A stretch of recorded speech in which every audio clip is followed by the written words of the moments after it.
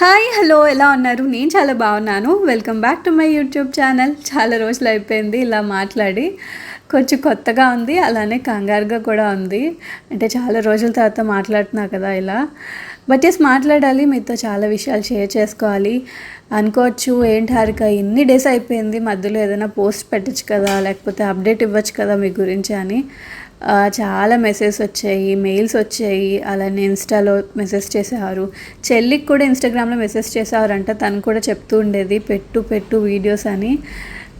కానీ ఎలా అయిపోయిందంటే ఒక టఫ్ ఫేజ్ ఆఫ్ మై లైఫ్ని ఎక్స్పీరియన్స్ చేసి వచ్చాను. ఆ టైంలో ఇంకా యూట్యూబ్ నా వల్ల అవ్వదులే, ఇంకా మానేద్దాం అన్నట్టు అనుకున్నాను. బట్ మీ మెసేజెస్ మెయిల్స్ అలా వస్తూనే ఉండేవి. అంటే 1 ఇయర్ పాటు వీడియోస్ పెట్టకపోయినా టిల్ డేట్ మీ మెసేజెస్ కానీ మెయిల్స్ అలా కాన్స్టెంట్గా మీ లవ్ అండ్ సపోర్ట్ చూసి డెఫినెట్గా నేను మళ్ళీ యూట్యూబ్ స్టార్ట్ చేయాలి అని ఇంకా వచ్చేసాను. I'm back to YouTube. ఇప్పుడంతా ఓకే, ఆల్ గుడ్, బాగున్నాను. కానీ చెప్పాలి మీతో, ఎందుకంటే కొంతమంది అనుకుంటున్నారు, కొన్ని కమెంట్స్ వచ్చాయి, మీ సబ్స్క్రైబర్స్ అంటే వాల్యూ లేదు, ఏమైపోయారు ఇన్ని రోజులు, అసలు ఏం చెప్పలేదు అని. అంటే పాజిటివ్ వేలోనే అన్నారు. వాల్యూ లేకపోవడం కాదు, అంటే నేను జనరల్గా నా ప్రాబ్లమ్స్ అందరితో చెప్పుకోవాలి అలా వ్యక్తిని కాదు. ఈవెన్ మా పేరెంట్స్తో కూడా ఏం చెప్పుకోను నేను. సిస్టర్తో కానీ అంటే దగ్గర వాళ్ళతో కూడా పెద్దగా షేర్ చేయను. అంటే హ్యాపీనెస్ షేర్ చేసుకోవడంలో అర్థం ఉంది, పాయింట్ ఉంది. మన బాధలు చెప్పి వాళ్ళని ఇబ్బంది పెట్టడం ఎందుకు అనుకుంటాను నేను. అంత ఈజీగా ఓపెన్ అప్ అవ్వను. అండ్ మోర్ ఓవర్ ఆ టైంలో ఎంత కష్టమైందంటే నాకు, నేను మళ్ళీ యూట్యూబ్ స్టార్ట్ చేస్తాను లేదో తెలీదు. అలాంటి పాయింట్లో నేను ఏం చెప్తాను అన్నట్టు అనుకున్నాను, అందుకే చెప్పలేదు. వాల్యూ లేకపోవడం అదంతా ఏం కాదు. But thank you all so much. ఇంత లవ్ అండ్ సపోర్ట్ ఉంటుంది అనుకోలేదు. డెఫినెట్గా కొన్ని రోజులు మెసేజ్ వస్తే తర్వాత మర్చిపోతారులే నన్ను అనుకున్నాను. కానీ అలా టిల్ డేట్ వస్తుంటే నేనే షాక్ అయ్యాను. Thank you all so much from the bottom of my heart. ఇంత లవ్ అండ్ సపోర్ట్ ఇస్తున్నందుకు ఇలానే ఎప్పటికీ ఉండాలి డెఫినెట్గా. అండ్ ఎస్, ఇప్పుడు షేర్ చేస్తాను ఏమైంది ఏంటి అనేది. మీ అందరికీ తెలుసు కదా, నేను మార్నింగ్ ఎర్లీగా లేవడం అలవాటు చేసుకున్నాను. సో లేచిన తర్వాత నా కోసం నేను టైం ఎలా స్పెండ్ చేసుకుంటాను అండ్ నా మార్నింగ్ రొటీన్ ఎలా ఉంటుందో అనేది షేర్ చేస్తూ ఈరోజు వ్లాగ్లో మిగిలిన విషయాలన్నీ చెప్తాను. ఎలా స్టార్ట్ చేయాలి, మీకు ఎలా చెప్పాలి అని నేను చెప్పేది మీకు ఎలా అర్థమవుతుందో కూడా నాకు తెలియట్లేదు. కానీ బిఫోర్ మ్యారేజ్ నేను యూట్యూబ్ చేయకముందు సాఫ్ట్వేర్ ఫీల్డ్లో వర్క్ చేసేదాన్ని. నేను మ్యారేజ్ కోసం హైదరాబాద్లో జాబ్ రిజైన్ చేసి వచ్చి ఇంకా వైజాగ్లో ట్రై చేసుకుందాం అన్నట్టు పెళ్ళి కోసం ఇంకా వైజాగ్కి వచ్చేసాను. వచ్చిన తర్వాత ట్రై చేశాను, కానీ అప్పుడు కొంచెం సాఫ్ట్వేర్ ఓపెనింగ్స్ లేకపోవడం అండ్ పెళ్ళైన వెంటనే నేను కన్సీవ్ అవ్వడం, ఆరుష్ నా కడుపులో ఉండడం వల్ల ఇంకా జాబ్లోకి వెళ్ళలేకపోయాను. కానీ నాకు ఎప్పుడూ ఉండేది, బిఫోర్ మ్యారేజ్ కానీ ఆఫ్టర్ మ్యారేజ్ కానీ ఇండిపెండెంట్గా ఉండాలి, నేను ఎప్పుడూ జాబ్ చేసుకోవాలి, సాఫ్ట్వేర్ ఫీల్డ్లో ఉండాలి, నాకు చాలా ఇష్టం సాఫ్ట్వేర్ జాబ్ అనేది అనుకునేదాన్ని. కానీ మ్యారేజ్ తర్వాత లైఫ్ అనేది అంటే అందరి కేసెస్లో ఎలా ఉంటుందో లేదో, బట్ మోస్ట్ ఆఫ్ దెమ్కి గో విత్ ద ఫ్లో అన్నట్టు మ్యారేజ్ తర్వాత కొంతమందికి ఆ మ్యారీడ్ లైఫ్, పిల్లలు ఇలా ఇంకా బిజీ అయిపోతాం కదా. సో నా విషయంలో అయితే అలా అయిపోయింది. ఇంకా ఫస్ట్లో ఫీల్ అయ్యేదాన్ని ఆరుష్ కడుపులో ఉన్నప్పుడు, అయ్యో ఇప్పుడు జాబ్ చేయలేకపోతున్నాను అన్నట్టు. కానీ లేటర్ ఆన్ ప్రెగ్నెన్సీ ఎంజాయ్ చేశాను. ఆ టైంలోనే నాకు ఈ యూట్యూబ్ గురించి తెలిసింది, అప్పుడే స్టార్ట్ చేయాలనిపించింది. బట్ ఆరుష్ పుట్టిన తర్వాత ఒక 1 ఇయర్కి నేను యూట్యూబ్ స్టార్ట్ చేశాను. అప్పుడు ఎవరు పెద్దగా వ్లాగర్స్ లేరు, అప్పుడప్పుడే స్టార్ట్ అవుతుంది తెలుగులో యూట్యూబ్ అనేది.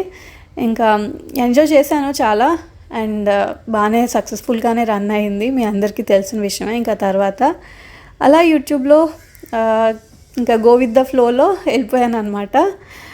సో ఆ తర్వాత జున్ను ప్రెగ్నెన్సీ తర్వాత ఆ టైంలో హడావిడ అంతా మీకు తెలిసిందే.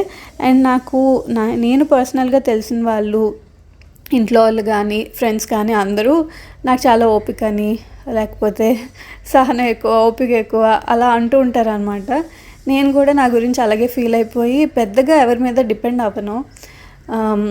ఎవరి దగ్గర, ఈవెన్ పేరెంట్స్ దగ్గర కూడా హెల్ప్ తీసుకోవాలి అనుకోను. అంటే ఎవరినైనా ఇబ్బంది పెట్టడం ఎందుకు అన్నట్టు అనిపిస్తుంది నాకు.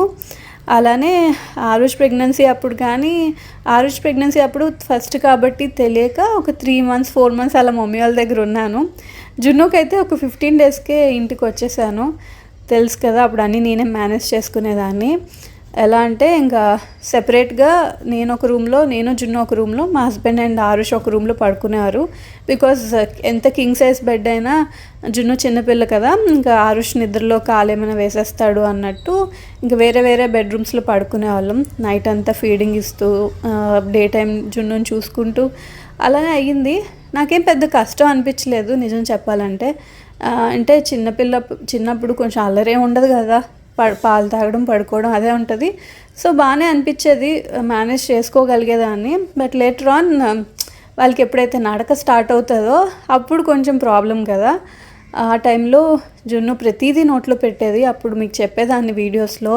ఇంకెలా అంటే ఇంకా ఆరుష్ ఏదో ఒకటి ఆడి పడేస్తుంటాడు కదా, ఆ ప్రతిదీ నోట్లో పెట్టడం, చెత్త గోడ పెచ్చులు తీసి నోట్లో పెట్టుకోవడం. తనకి అప్పుడు కొంచెం ఐరన్ డెఫిషియన్సీ ఏదో ఉండేది. డాక్టర్కి చెప్తే జింకోవిట్ ఇలాంటివన్నీ ఇచ్చారనమాట. సో దానివల్ల ఏంటో తెలీదు, ప్రతిదీ నోట్లో పెట్టడం అలా కొంచెం ప్రాబ్లం అయింది. ఆ ప్రాబ్లం ఏమైందంటే ఒకరోజు నేను వర్క్ చేసుకుంటున్నాను, ఇంకా నేను యూట్యూబ్లో ఎడిటింగ్ ఏదో చేస్తున్నాను. జున్ను అక్కడే ఆడుతుంది. దేవుడి గడి దగ్గరికి వెళ్ళి కర్పూరం డబ్బా ఒకటి తీసిందనమాట. అది గాజు డబ్బా. సో అది తీసి నడుచుకొని వస్తూ నేను చూసి కంగారుగా ల్యాప్టాప్ పక్కన పెట్టి పరిగెట్టాను. అంటే గాజు డబ్బా కదా, ఎక్కడ పడేస్తే కాలుకి గుచ్చుకుంటుందని. ఈ గ్యాప్లో తను పడేసింది. నేను కంగారుగా జున్నుని తీసి మంచం మీద పెట్టి ఇంకా అదంతా క్లియర్ చేస్తున్నాను. ఆ టైంలో నేను మర్చిపోయాను, తను ప్రతిదీ నోట్లో పెడుతుంది కదా, ఇంకా థాట్ లేదు ఆ టైంలో. ఆ తర్వాత కొంతసేపటికి నేను ఇంకా వీడియో ఎడిటింగ్ అయిపోయింది. వంట చేస్తూ జున్నుకి ఫీడింగ్ చైర్లో కూర్చోబెట్టి ఏదో తినడానికి ఇచ్చాను, ఆరెంజ్ ఏదో ఇచ్చాను అనమాట. తను తింటూ ఉంది, నేను లోపు వంట చేస్తున్నాను. నేను అటు తిరిగేసరికి జున్ను ఫిట్స్ వస్తే ఎలా అవుతుంది, ఇంకా నోరు పక్కకు పెట్టేసి ఇట్లా కాళ్ళు చేతులు కొట్టేసుకుంటుంది అనమాట. ఇంకా ఆ మూమెంట్ ఇంకా చెప్పలేను, ఎంత కంగారు ఎంత భయం వేసిందంటే ఇంకా ఎక్స్ప్రెస్ చేయలేను.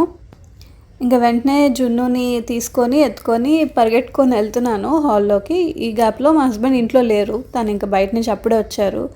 తను కూడా జున్నుని చూసి ఇంకిద్దరం వెంటనే పద హాస్పిటల్, కానీ ఇంకా హాస్పిటల్కి స్టార్ట్ అయ్యాము. డాక్టర్ దగ్గరికి వెళ్ళిన తర్వాత అంటే జనరల్గా ఫిట్స్ అనేది ఫీవర్తో వస్తూ ఉంటుంది పిల్లలకి, అంటే 5 years బిలో పిల్లలకి ఫీవర్తో వస్తూ ఉంటుంది. వితౌట్ ఫీవర్ వస్తే అది కొంచెం మనం కన్సిడర్ చేయాలి, కొంచెం కేర్ తీసుకోవాలి. సో అప్పుడు ఫీవర్ ఏం లేదు, వచ్చింది కదా. డాక్టర్ అన్నారు, ఇది మీరు ఈసీజీ ఎంఆర్ఐ స్కాన్లు అవి చేయించాలి, అండ్ ఇమీడియట్గా నేను కొన్ని మెడిసిన్స్ ఇస్తాను, అవి స్టార్ట్ చేసేయండి అన్నారనమాట. అంటే లెవీ పిల్ అని అవి ఫిట్స్కి వాడతారు, అలాంటివన్నీ ఇంకా కోర్స్ రాశారు. అసలు షాక్ అయ్యాం, ఏంటి ఇలాగా అది అని. ఇంకా కొంచెం అప్పట్లో చాలా మెంటల్గా డిస్టర్బ్ అయిపోయాను, ఏంటిది అన్నట్టు. అప్పుడు నేను డాక్టర్కి చెప్పాను, డాక్టర్ ఇలాగా తను ప్రతిదీ నోట్లో పెడుతుంది, ఇలా కర్పూరంతో ఆడింది, అది ఏమైనా పెట్టుంటుందా అంటే అదేం కాదు అన్నట్టు అనేసారు అనమాట. దానివల్ల అయ్యి ఉండదు అన్నట్టు అన్నారు. ఇంకా మేము మెడిసిన్స్ స్టార్ట్ చేసాము. అండ్ అప్పట్లో జున్ను ఏంటంటే కొంచెం కామ్గా ఉండేది ఎక్కువ, అంటే పెద్ద యాక్టివ్గా ఉండేది కాదు. వేరేజ్ అప్పుడు ఆరుష్ చిన్నప్పుడు చాలా యాక్టివ్గా ఉండేవాడు అనమాట. అంటే ఒక్కొక్క కిడ్ ఒక్కొక్కలా ఉంటారు కదా, నేను ఇంకా అలానే అనుకునేదాన్ని. సో నాకు ఇంకా కొంచెం కంగారు ఎక్కువైపోయింది, అంటే కామ్గా ఉంటుంది కదా, అందుకే ఇలా ఉంటుందేమో. ఇంకా మదర్లీ ఫీలింగ్ ఉంటుంది కదా, ప్రతిదీ మనం ఇంటర్లింక్ చేసేసుకొని ఎక్కువ ఆలోచించేస్తాం. అండ్ నేను నార్మల్గానే ఎక్కువ ఆలోచించే టైపు. ఇంకా అవన్నీ రిలేట్ చేసుకొని చాలా ఎక్కువ ఫీల్ అయిపోయాను అనమాట. అంటే జనరల్గా జున్ను కోవిడ్ టైంలో పుట్టింది కదా, అంటే నేను ప్రెగ్నెన్సీలో ఉన్నప్పుడు కోవిడ్ ఇదంతా వచ్చింది. అండ్ ఆ టైంలో పుట్టిన పిల్లలకి ఏంటంటే ఎక్కువ అందరితో ఎక్స్పోజర్ ఉండదు కదా, అంటే నానమ్మలు అమ్మమ్మలు ఇలా ఎవరు ఇంటికి రాలేదు. అండ్ పుట్టిన తర్వాత కూడా తను మాతోనే, మా ముగ్గురు మధ్యలోనే ఉంది. అండ్ పొద్దున్న మా హస్బెండ్ ఏమో ఆఫీస్కి వెళ్ళిపోతారు, నేను నా పనులు. ఇలా ఎక్కువగా మాట్లాడే మనుషులు లేరు కదా పిల్లలతో. చిన్నప్పటి నుంచి మనం ఎక్కువగా మాట్లాడుతూ ఉండాలి, యాక్టివ్గా వాళ్ళని ఉంచాలన్నమాట. అప్పుడు వాళ్ళు కూడా యాక్టివ్గా ఉంటారు. మేబీ అదొక రీజన్ అయ్యి ఉండొచ్చు, జున్ను అప్పట్లో కొంచెం కామ్గా ఉండేది. ఇంకా అప్పుడు ఎలా అంటే జున్నుని చూస్తూనే నేడుస్తూ ఉండేదాన్ని. ఎందుకో అంత ఎమోషనల్ అయిపోయాను. అండ్ కొంచెం నన్ను నేను బ్లేమ్ చేసేసుకున్నాను ఎక్కువ. అంటే ఎట్లా నేను సరిగ్గా పట్టించుకోవట్లేదా అన్నట్టు నన్ను నేను కొంచెం బ్లేమ్ చేసుకున్నాను. అది ఎవరితో చెప్పలేదు కానీ నాకు ఇన్నర్లీ ఆ ఫీలింగ్ స్టార్ట్ అయిపోయిందనమాట. ఆ తర్వాత ఇంకా అలాగా గడుస్తుంది. చున్నుకి ఈసీజీ చేయించాము. ఆ రిపోర్ట్స్ పట్టుకెళ్ళాము డాక్టర్ దగ్గరికి. డాక్టర్ అన్నారు, మీరు ఇది కాదు, న్యూరో పీడియాట్రిక్ ఉంటారనమాట పిల్లలకి, సో వాళ్ళ దగ్గరికి వెళ్ళిపోండి అని చెప్పి అన్నారనమాట. ఇంకా అప్పుడు మళ్ళీ వాళ్ళ దగ్గరికి వెళ్తే వాళ్ళు అన్నారు మళ్ళీ ఒకసారి ఈసీజీ చేయించండి అన్నారు. మళ్ళీ ఈసీజీ చేయించాం. అండ్ డాక్టర్ హిస్టరీ అడుగుతారు కదా, అలా హిస్టరీ అడుగుతున్నప్పుడు తను అడిగారనమాట. ఈ గ్యాప్లో ఒక 3-4 months గడిచిపోయింది. తను అప్పుడు లేడీ డాక్టర్ సెకండ్ టైం వెళ్ళింది. తను అడిగారనమాట, ఆ రోజు ఏమైనా క్యాంఫర్ తిన్నదా అని. అవును డాక్టర్ తిన్నది, నేను ముందు డాక్టర్తో చెప్పాను. అంటే ముందు ఏంటంటే జస్ట్ పీడియాట్రిక్, తిను న్యూరో పీడియాట్రిక్ అనమాట. తనేం కాదు అన్నారంటే మేబీ అదే రీజన్ అయ్యి ఉంటుంది, ఇలా క్యాంఫర్ తినడం వల్ల. నేను చెప్పాను అప్పుడు క్యాంఫర్ తినే ఉంటుంది, బికాస్ తనకి ప్రతిదీ నోట్లో పెట్టే అలవాటు. నేను అప్పుడు నోట్ స్మెల్ చూశాను యాక్చువల్గా. ఆ తర్వాత నాకు డౌట్ వచ్చి అప్పుడు ఇలా ఫిట్స్ వచ్చినప్పుడు, కానీ వెంటనే ఆరెంజ్ కూడా ఇచ్చాను కదా కొంచెం గ్యాప్లో, స్మెల్ ఏం లేదు. సో నేను తినుండదులే అనుకున్నాను. ఇంకప్పుడు కన్ఫర్మ్ చేసుకున్నాం దానివల్ల అయి ఉంటుంది అని. అండ్ మళ్ళీ ఈసీజీ చేయించాం కదా.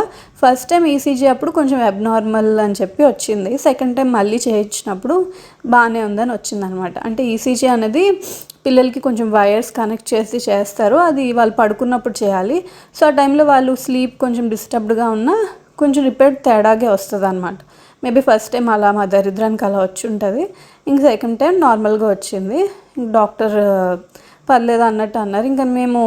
ఇంకా వాళ్ళు వేరేవి సజెస్ట్ చేశారు. ఇంకా మేము స్ట్రాంగ్గా ఫిక్స్ అయ్యాం, అది ఇంకా మా అమ్మాయికి అలాంటివి ఏం వచ్చి ఉండదు, ఇట్లా ఇది జస్ట్ కర్పూరం తినడం వల్ల వచ్చిందని. ఇంకా మేము అప్పటి నుంచి ఇంకా మెడిసిన్ కూడా స్టాప్ చేసేసి ఇంకా అలా అయింది.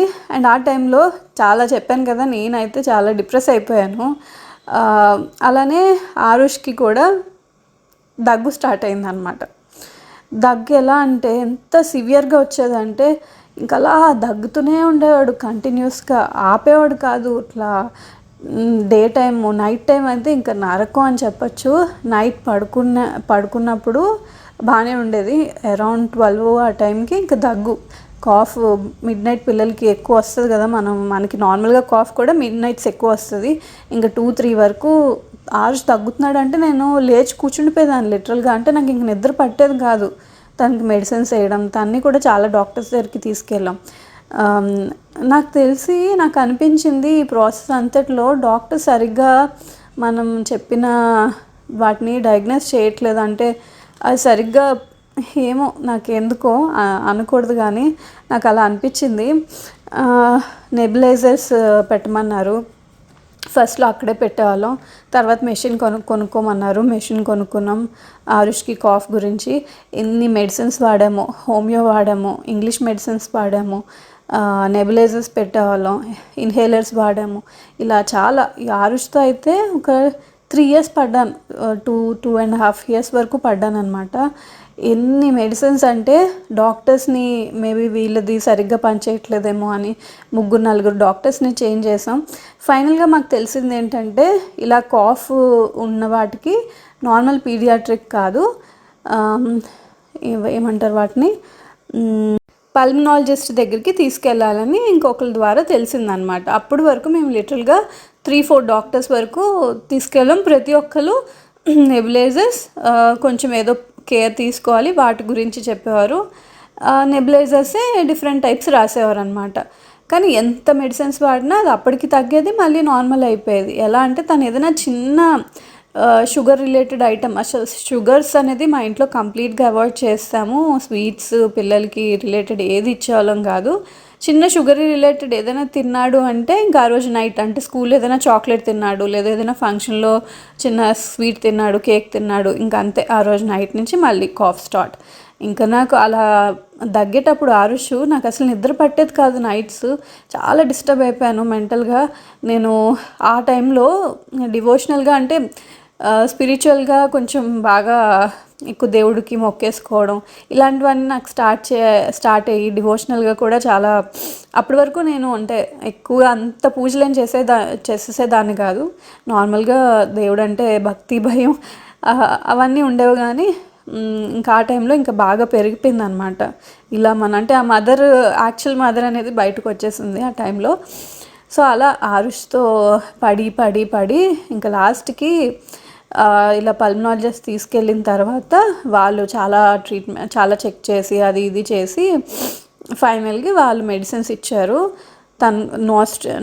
నాసిల్ స్ప్రే ఒకటిను కొన్ని టాబ్లెట్స్ ఇచ్చారు. అవి 1.5 month అలా వాడాము. ఆ తర్వాత ఆరుష్కి తగ్గింది. ఇప్పుడైతే బెటర్గా ఉన్నాడు, బాగున్నాడు. సో ఈ అంతటి ప్రాసెస్లో నేను ఎంత డిస్టర్బ్ అయిపోయానంటే మదర్గా, అంటే పిల్లలకి ఇంకా కేర్ తీసుకోవడం, నాకు పిల్లల మీద ఇప్పుడు ఓవర్ కేరింగ్ అయిపోయిందని చెప్పచ్చు. వాళ్ళ గురించి చాలా ఎక్కువ ఆలోచించేస్తున్నాను.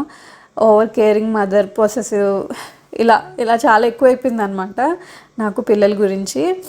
సో నేను ఈ గ్యాప్లో ఏంటంటే వీడియోస్ చేసేదాన్ని ఈ పీరియడ్ అంతట్లో, జున్నుకు బాగాలేనప్పుడు, ఆరుష్కి బాగాలేనప్పుడు. ఇది బాగోకపోవడం కాదు, ప్రతి ఇంట్లో ఇలాంటివి ఇష్యూస్ ఉంటాయి. బట్ నేను ఎక్కువ పర్సనల్గా తీసేసుకున్నానని చెప్పచ్చు, లేదా నాకు ఏమైందో తెలియలేదు. ఈ గ్యాప్లో నేను వీడియోస్ చేసేదాన్ని, కానీ చాలా స్ట్రెస్డ్గా ఫీల్ అయ్యేదాన్ని. అంటే పిల్లలకి నా అటెన్షన్ ఇవ్వకుండా నేను వీడియోస్ చేసుకోవడం అలాంటివి చేసేదాన్ని కాదు.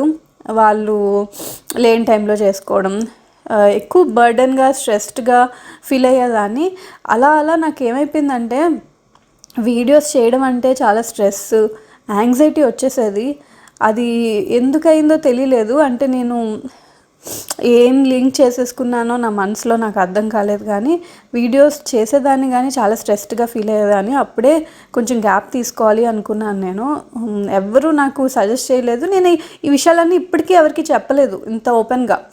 మేబీ అదే నాకు ప్రాబ్లం అయిపోయింది. మనకి ఏదైనా ప్రాబ్లం ఉన్నప్పుడు అట్లీస్ట్ కొంతమందితోనే షేర్ చేసుకోవాలి, వాళ్ళ హెల్ప్ తీసుకోవాలి. మేబీ అదే నాకు ప్రాబ్లం కూడా అయిపోయింది. నేనే హ్యాండిల్ చేసుకోవాలనుకున్నట్టు అలా చాలా స్ట్రెస్డ్ ఫీల్ అయ్యేదాన్ని. ఎంతంటే కొన్ని రోజుల తర్వాత నాకు అప్పట్లో మీషోవి వీడియోస్ చేసేదాన్ని కదా, వాళ్ళకి టార్గెట్ అనమాట. అంటే మనం ఇన్ని వీడియోస్ అని కమిట్ అవుతాం, వాళ్ళకి టైంకి వీడియో ఇచ్చేయాలి. నేను టైంకి వీడియో ఇవ్వలేకపోయేదాన్ని, ఎందుకంటే పిల్లలు ఉన్నప్పుడు నేను ఏం చేసేదాన్ని కాదు. జున్ను ఇంట్లోనే ఉండేది.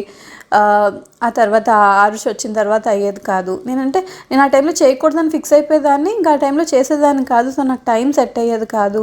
అలా వాళ్ళకి టైంకి ఇవ్వలేక వాళ్ళేమో ఇవ్వట్లేదు మీరు వీడియోస్ అని మనల్ని అడగడం, మనం స్ట్రెస్డ్ ఫీల్ అవ్వడం, అలా ఆ స్ట్రెస్ చాలా ఎక్కువైపోయి ఇంకా ఒక డిప్రెస్డ్ ఫేజ్లోకి వెళ్ళిపోయాను అనమాట. ఇంకా వీడియోస్ చేయాలంటే నాకు స్ట్రెస్, యాంగ్జైటీ వచ్చేసేది. నైట్ అయితే కాళ్ళు నొప్పులు, డే టైంలో కూడా నేను స్ట్రెస్డ్గా ఫీల్ అయినప్పుడు నాకు కాళ్ళు విపరీతంగా నొప్పులు వచ్చేసాయి. నేను ఆ టైంలో అనుకునేదాన్ని, నేను లావ్ అయిపోతున్నాను కదా, దానివల్ల కాళ్ళ నొప్పులు వస్తున్నాయి, అది ఇది అనుకునేదాన్ని. వెయిట్ తగ్గాలి అని అదని ఇదని యోగా స్టార్ట్ చేసుకున్నాను, పీస్ఫుల్గా ఉండడానికి మెడిటేషన్ చేసుకున్నాను, ఇవన్నీ అలవాటు చేసుకున్నాను. కానీ నాకు అర్థమైంది ఏంటంటే స్ట్రెస్ ఎక్కువ ఫీల్ అయ్యి మనం మైండ్కి ఎక్కువ టెన్షన్స్ తీసుకొని యాంగ్జైటీ ఫీల్ అయితే ఇలా కాళ్ళ నొప్పులు రావడం, ఇలా మనం ప్రశాంతత లేకుండా ఉండడం, ఇవన్నీ రీజన్స్ అనమాట. నేను డాక్టర్ని కూడా కన్సల్ట్ అయ్యాను. వాళ్ళు మెడికేషన్ ఇచ్చారు, కానీ అవి వాడాను కానీ నాకు సెట్ అవ్వలేదు. ఏంటో అవి వాడడం వల్ల ఇంకా డిజీగా ఉండడం, కళ్ళు తిరిగినట్టు ఉండడం, నీరసంగా ఉండడం, ఇలా చాలా ఫేస్ చేశాను. ఇంక నేను చెప్పలేను ఎంత వర్స్ట్ ఫేజ్ అంటే. ఎవరికి చెప్పుకోలేకపోయేదాన్ని. అంటే నేను చెప్పుకునే టైప్ కాదు. ఏదైనా ఉంటే మా హస్బెండ్కి ఎక్కువగా చెప్పుకుంటాను. తనేమో తను ఫీవర్ వచ్చినా మెడిసిన్స్ వాడే టైప్ కాదనమాట. తను జనరల్గా ఫీవర్ వచ్చినా కూడా మెడిసిన్స్ వాడరు. మనకి బాడీకి ఇమ్యూనిటీ ఉంటుంది, ఆ ఇమ్యూనిటీతో తగ్గాలి అంటారనమాట. సో తనకి ఇలా నాకు స్ట్రెస్ ఉంది, యాంగ్జైటీ ఉంది, డిప్రెషన్ ఉంది అని చెప్తే ఏం అర్థం అవుతుంది తనకి? తను అలా ఏముండదు ఊరుకొని అన్నట్టు అనేవారు. నేను కూడా కొన్ని రోజులు అలాగే ఏం ఉండదేమోలే అనుకున్నాను. కానీ ఉమెన్కి ఆఫ్టర్ ప్రెగ్నెన్సీ, ఆఫ్టర్ డెలివరీ లేదా ఆఫ్టర్ మ్యారేజ్ లైఫ్ వాళ్ళు బాడీలో చాలా హార్మోనల్ చేంజెస్ జరుగుతాయి. దానివల్ల వాళ్ళు చాలా డిఫరెంట్ ఫేజెస్ ఇలాంటివి ఎక్స్పీరియన్స్ చేస్తుంటారు. అవి కొంతమందికి అర్థం కావు. అవి లాంగ్ టైం మనం అంటే వాటి నుంచి నేనైతే ఈజీగా గెట్ ఆన్ అయ్యాను. మీకు ఆ టైంలో చెప్పాను ఇలాంటి ఇష్యూస్ గురించి, కానీ అంత డీటెయిల్గా చెప్పలేదు. నాకు కూడా తగ్గిపోయిందని అనుకున్నాను, బట్ దెన్ అది అలా కంటిన్యూ అయ్యింది. అదేంటంటే అలా మనం కొన్ని సంవత్సరాలు వాటిని ఇగ్నోర్ చేసి వాటిని పట్టించుకోకుండా అలాగే ఒక డిప్రెస్డ్ ఫేజ్లో ఉండిపోతే మనం అలానే ఉండిపోతాం. దాని నుంచి బయటకు రావాలంటే కొంచెం మెడిటేషన్ చేసుకోవడం, హ్యాపీగా ఉండడానికి ట్రై చేయడం, ఇలాంటివన్నీ అలవాటు చేసుకోవాలన్నమాట. నేను చాలా రకాలుగా ట్రై చేశాను. అంటే ఉమెన్కి ఎలా ఉంటుందంటే పెళ్ళైన తర్వాత జాబ్ చేయాలని ఉంటుంది చాలా వరకు అందరికీ. మీకు చెప్పాను కదా, అందుకే స్టార్టింగ్లో ఇండిపెండెంట్గా ఉండాలి అని కోరుకునేదాన్ని అనే విషయం చెప్పాను. కానీ ఒక రీల్ చూశాను ఆ మధ్యలో. నేను ఒక మ్యారీడ్ ఉమెన్, ఇద్దరు మ్యారీడ్, ఒకళ్ళు వర్కింగ్, ఒకళ్ళు నాట్ వర్కింగ్ అనమాట. వర్కింగ్ ఆమె ఏమో ఆఫీస్ నుంచి ఇంటికి వెళ్తుంది. ఇలా ఇంకొక ఆమె అంటే హౌస్ వైఫ్ ఏమో బేబీని ఆడిస్తూ ఉంటుంది అనమాట. వర్కింగ్ ఆమె తనని చూసి అనుకుంటుంది, అబ్బాయి ఎంత హ్యాపీగా బేబీతో ఎంజాయ్ చేస్తుంది అనుకుంటుంది. And whereas house wife working ఉమెన్ని చూసి తను ఎంత హ్యాపీగా జాబ్ చేసుకుంటుంది అని అనుకుంటుంది అనమాట. అంటే ఇద్దరూ ఏదో ఒక రకంగా లైఫ్లో అంత సాటిస్ఫైడ్గా లేరు. సో ఇదే జరుగుతుంది మోస్ట్ ఆఫ్ ద కేసెస్లో. ఆఫ్టర్ మ్యారేజ్ ఉమెన్తో జాబ్ చేసే వాళ్ళందరూ హ్యాపీగా ఉన్నారని అనుకుంటాం మనం, బట్ వాళ్ళకి ఏవో ఉంటాయి ఇష్యూస్. అలానే ఇంట్లో ఉన్న వాళ్ళు హ్యాపీగా ఉన్నారు అని జాబ్ చేసే వాళ్ళు అనుకుంటారు, బట్ వీళ్ళు చాలా ఇష్యూస్ని ఫేస్ చేస్తారు. అలా ఉంటుంది ఆఫ్టర్ మ్యారేజ్ ఫేజ్ అనేది. దాన్ని హ్యాపీగా మనం లీడ్ చేయాలి అంటే దానికి హస్బెండ్ సపోర్టు, దానికి ఇంట్లో వాళ్ళ సపోర్ట్ డెఫినెట్గా ఉండాలి. ఒకళ్ళు మనం చీరప్ చేసుకుంటూ డేలో చిన్నవే, అంటే పెద్దగా వాళ్ళకి ఏం చేయాల్సిన అవసరం లేదు. వాళ్ళు చేసిన ఫుడ్ బాగుందనో లేకపోతే బయటకు తీసుకెళ్ళడం సరదాగా, అలాంటివన్నీ. అఫ్కోర్స్ నా లైఫ్లో అవన్నీ ఉన్నాయి, బట్ ఏంటంటే నేను ఇలా పిల్లల విషయంలో కొంచెం ఎక్కువగా నన్ను నేను బ్లేమ్ చేసుకొని ఆ తర్వాత నేను వాళ్ళ గురించి ఓవర్ కేరింగ్ అయిపోయి, అండ్ ఆ గ్యాప్లో ఇలా వీడియోస్ మీద వర్క్ చేయడం చాలా స్ట్రెస్డ్గా ఫీల్ అయ్యి, ఇలా మొత్తంగా నాకు ఏదో ఎఫెక్ట్ అయిపోయింది. ఒక రకమైన ఫేజ్లోకి వెళ్ళిపోయాను. సో ఆ టైంలో చాలా నేర్చుకున్నాను, నా ఫుడ్ హ్యాబిట్స్ మార్చుకున్నాను, హెల్తీగా ఉండడానికి ట్రై చేశాను, పీస్ఫుల్గా హ్యాపీగా ఉండడానికి ట్రై చేశాను, మెడిటేషన్ స్టార్ట్ చేశాను. ఇంక చెప్పదు వాట్ నాట్, ఏది చేయాలో ప్రతిదీ చేశాను. డాక్టర్ని కన్సల్ట్ చేశాను, బట్ అది నాకు అఫ్కోర్స్ వర్కౌట్ అవ్వలేదు. అంటే వాళ్ళు ఇచ్చిన సజెషన్స్ కొన్ని తీసుకున్నాను, కానీ మెడికేషన్ అయితే నేను కంటిన్యూ చేయలేదు, తీసుకున్నాను అంతే.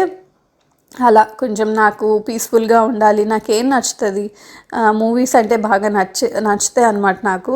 సో మూవీస్ని ఎంజాయ్ చేయడం అలా చేశాను. కానీ ఆ టైంలో నాకు ఒక్కసారిగా ఒక డిఫరెంట్ పర్సన్ అయిపోయాను నేను. అంటే నాకు ఇంతకుముందు యూట్యూబ్ చేయడం చాలా నచ్చేది. అఫ్కోర్స్ నేను సాఫ్ట్వేర్ ఫీల్డ్లో ఉండాలనుకున్నాను, కానీ యూట్యూబ్ స్టార్ట్ చేశాక యూట్యూబ్ అనేది బాగా నచ్చేసింది నాకు. కానీ ఆ టైంలో నాకు యూట్యూబ్ అంటే ఒకలాంటి ఇంట్రెస్ట్ పోయిందనమాట. మళ్ళీ చేయాలన్నట్టు అనిపించేది కాదు, కానీ నన్ను నేనే ఫోర్స్ చేసుకొని వీడియోస్ తీసేదాన్ని. మీరు అనుకోవచ్చు అసలు వీడియోస్ అప్డేట్ లేకుండా పోయానని, కానీ మధ్యలో నేను వీడియోస్ రికార్డ్ చేసుకున్నాను, నా దగ్గర ఆ వీడియోస్ ఇంకా ఉన్నాయి, కానీ పెట్టేంత ధైర్యం రాలేదు. అదేంటో కాన్ఫిడెన్స్ తగ్గిపోయింది, చాలా లో కాన్ఫిడెన్స్ అయిపోయింది. వీడియోస్ రికార్డ్ చేసేదాన్ని కానీ పెట్టేదాన్ని కాదు. కొన్నిసార్లు రికార్డ్ చేసే గ్యాప్లో చాలా స్ట్రెస్ అండ్ యాంగ్జైటీ ఫీల్ అయ్యేదాన్ని. సో నేనేమనుకునేదాన్ని అంటే ఇలా ఒక రోజు చేస్తాను, మళ్ళీ రెండో రోజు సేమ్ ఇలానే ఉంటే నా పరిస్థితి ఏంటి, మళ్ళీ ఒక వీడియో పెట్టి ఆపేస్తానా, ఏం బాగుంటుంది ఇన్నిసార్లు పెట్టి మాని అని చెప్పి ఇంకా ఏం చేయాలో అర్థం కాలేదు. అందుకే నేను వీడియోస్ కొన్ని రోజులు ఆలోచించకూడదు అని. మీ కమెంట్స్ వస్తున్నాయి, చూస్తున్నాను, నాకు బాధ అనిపిస్తుంది, కానీ పెట్టాలనిపిస్తుంది. కానీ నా పరిస్థితి ఎలా అంటే ఇంక నేను క్లియర్గా చెప్పగలుగుతున్నానో లేదో తెలియదు, కానీ మీకు అర్థమవుతుందో లేదో కూడా తెలియట్లేదు. కానీ అది ఒక వరస్ట్ ఫేజ్ అంతే, ఇంక చెప్పలేను. ఇంకా అలాంటి ఫేజ్ ఎప్పటికప్పుడు పెట్టాలనే అనుకునేదాన్ని. ఇప్పటికీ ఆ వీడియోస్ ఉన్నాయి నా దగ్గర, చాలా వ్లాగ్స్ తీసుకొని ఉంచుకున్నాను. కొన్ని స్టార్ట్ చేసి వదిలేసాను, కొన్ని ఎడిటింగ్ చేసి మరి వదిలేసాను, వాయిస్ ఓవర్ ఇవ్వలేక. అలా చాలా అయ్యింది. మొత్తానికి ఒక మదర్ ఫేజ్ అయితే చాలా డిఫికల్ట్. దాన్ని హ్యాపీగా లీడ్ చేయాలంటే ఫ్యామిలీ సపోర్ట్ ఉండాలి. సో ఈ వీడియో ఎవరు చూసినా డెఫినెట్గా మీ ఇంట్లో వాళ్ళకి సపోర్ట్ చేయండి. వాళ్ళు ఏదైనా చేయాలి అని ఇంట్రెస్ట్ చూపిస్తే చేయనివ్వండి. ఈ బిజీ లైఫ్తో పాటు మనం కూడా పరిగెత్తకుండా ఒకసారి ఆగి మన కోసం మనం ఆలోచించాలి, కొంచెం గ్యాప్ తీసుకోవాలి అనిపించింది. అలా కొన్ని డేస్ వీడియోస్ పెట్టద్దు అనుకొని మీకు అప్పుడు చెప్పాను కదా కొన్ని డేస్ పెట్టను అని. బట్ ఆ కొన్ని డేస్ ఇంత లాంగ్ పీరియడ్ అవుతుందని అనుకోలేదు. కానీ ఈ టైంలో నేనేం ఖాళీగా లేను, ఇన్ఫ్యాక్ట్ బిజీగానే ఉన్నాను. అంటే నన్ను నేను బెటర్గా మార్చుకోవడంలో, నన్ను నేను బెటర్ పర్సన్గా అవ్వడంలో బిజీగా ఉన్నాను. పిల్లల్ని బాగా చూసుకోవడంలో బిజీ అయిపోయాను. వాళ్ళకి అన్ని విషయాలు నేర్పించడం, ఆరుష్కి కొన్ని క్లాసెస్కి తీసుకెళ్ళేదాన్ని, అండ్ జున్నుకి కూడా ఇంట్లో చాలా నేర్పించేదాన్ని. జుల్లు చాలా క్విక్ లెర్నర్ అనమాట, చాలా తొందరగా గ్రాస్ప్ చేస్తుంది ఏం చెప్పినా కూడా. సో తనకి చాలా శ్లోకాలు నేర్పించాను. ఒక 2.5 years నుంచే చాలా బాగా నేర్చుకునేది. అన్ని శ్లోకాలు చెప్పేది, స్టేట్స్, క్యాపిటల్స్, నేషనల్ సింబల్స్, ఇలా చాలా భగవద్గీత శ్లోకాస్ ఇవన్నీ కూడా నేర్పించడం స్టార్ట్ చేశాను. అదంతా నేను చాలా ఎంజాయ్ చేశాను, అలా పిల్లలతో టైం స్పెండ్ చేయడం ఇదంతాను. అంటే మనం ఎంత బిజీగా మన లైఫ్లో, మన వర్క్ లైఫ్లో బిజీగా ఉన్నా పిల్లల్ని కూడా, అంటే వాళ్ళ ఫ్యూచర్ కూడా ఇంపార్టెంట్ కదా. అంటే ఇప్పుడు మన ఫ్యూచరే మనం చూసుకుంటూ, మన గ్రోత్ ఇది చూసుకుంటూ ఉంటే రేపు నెక్స్ట్ జనరేషన్ వాళ్ళ ఫ్యూచర్ కూడా ఇంపార్టెంట్. వాళ్ళని కేర్ చేయడం కూడా చాలా ఇంపార్టెంట్ అని తెలుసుకున్నాను. అంటే ఇంతకుముందు నాకు ఆ వర్క్ లైఫ్, పిల్లల్ని మేనేజ్ చేసుకోవడం వచ్చేది కాదేమో, ఇప్పుడు అది నేర్చుకున్నానని అనుకుంటున్నాను, రెండు మేనేజ్ చేయడం. సో అదనమాట సంగతి. నేనైతే రిప్లైలు కూడా కొంతమందికి ఇవ్వలేదు, అందుకనే. ఈవెన్ నా ఫ్రెండ్స్, రిలేటివ్స్ ఫోన్లు చేసి మరి అడిగేవారు, మెసేజ్ చేసి అడిగేవారు, ఏమైపోయావు, ఎందుకు పెట్టట్లేదని. ఏం చెప్పాలి, ఎక్కడి నుంచి చెప్పాలి, ఏమని చెప్పాలి, నాకేం అర్థమయ్యేది కాదు. అసలు చెప్పుకోవాలా లేదా అది కూడా నాకు అర్థమయ్యేది కాదు. అందుకే ఏం చెప్పలేదు ఎవరితో. బట్ ఎస్, అడుగుతున్నారు మీరు అండ్ చెప్పాలి కాబట్టి మీతో కూడా షేర్ చేస్తున్నాను. ఉమెన్ డెఫినెట్గా సపోర్ట్ చేసుకోవాలి అన్ని రకాలుగా. అలానే వాళ్ళకి ఇంట్లో వాళ్ళ సపోర్ట్ కూడా ఉండాలి, అదే నేను కోరుకుంటున్నాను. Thank you all so much. మీకేమనిపించిందో ఈ వీడియో గురించి డెఫినెట్గా కామెంట్ సెక్షన్లో చెప్పండి. అలానే యూట్యూబ్లో ఇలానే నేను సక్సెస్ఫుల్గా రన్ అవ్వాలి అంటే మీరు ఇచ్చిన ఒక లైక్, కమెంటే చాలా ఇంపార్టెంట్. అంతకు మించి మీరు నాకేం చేయాల్సిన అవసరం లేదు. జస్ట్ లైక్ చేయండి వీడియోని, కమెంట్ చేయండి మీకేమనిపించిందో వీడియో గురించి. దానివల్ల వీడియోకి రీచ్ అనేది ఉంటుంది. సో అలా సక్సెస్ఫుల్గా వెళ్ళాలని బ్లెస్ చేయండి. Thank you all so much. మళ్ళీ ఇంకా హ్యాపీ, అండ్ మన ఛానల్ పేరేంటి, హారికాస్ హ్యాపీ హోమ్ కదా. సో అలా హ్యాపీ వీడియోస్తో మళ్ళీ మీ ముందుకు వస్తాను. చలో all bye, see you, take care, have a nice day.